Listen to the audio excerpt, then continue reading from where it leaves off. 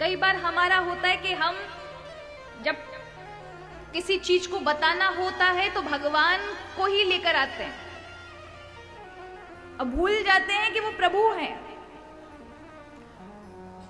अपनी समतल पर भगवान को लेकर आकर के फिर अपनी बराबरी करते हैं।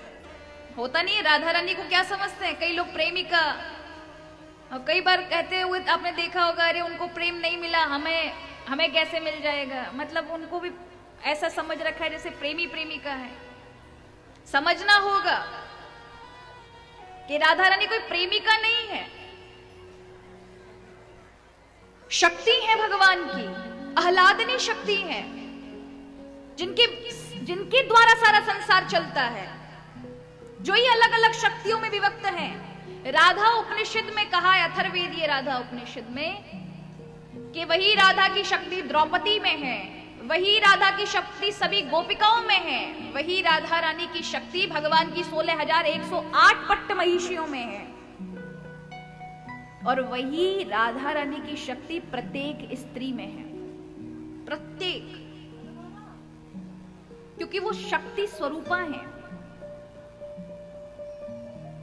भगवान के ही शरीर से उनकी उत्पत्ति हुई है, भाव की प्रधान देवी शक्ति। अब अपने ही अंग से कोई कैसे ब्याह कर लेगा महाराज? कर सकते हैं क्या? आप तो रात दिन देखते हो महाराज, सुबह सुबह तैयार होकर के शीशा देखते हो ना, मिरर देख के रीझ जाते हो हम कितने सुंदर लग रहे हैं। वो भी आपका एक हम शकल दिखाई पड़ता है परछाई के रूप में, पर वो दो नहीं होते कि ये तो आपको भी ज्ञान होता है कि वो एक ही है, वो ये खड़े, वो तो आपकी परछाई है, प्रतिबिंब है।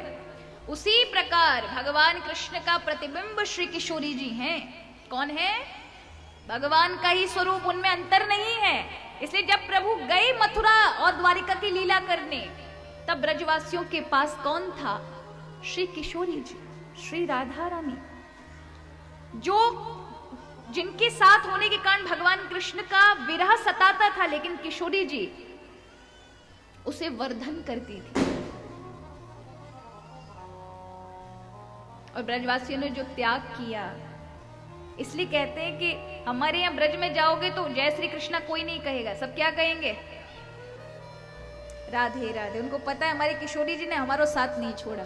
इसलिए हमारे यहाँ कहा जाता है कि ब्रजवासी को देव गोवर्धन, हमारा कोई देवता है तो गिरिराज जी महाराज है, मोहन मित्र हमारा कन्हैया मित्र है, और हमारी इष्ट कौन है? इष्ट श्री राधा। राधा हमारी इष्ट है, क्योंकि अगर इष्ट हमारी राधा है तो कन्हैया को आना पड़ेगा, छोड़ नहीं सकते, क्योंकि प्रभु की शक्ति है।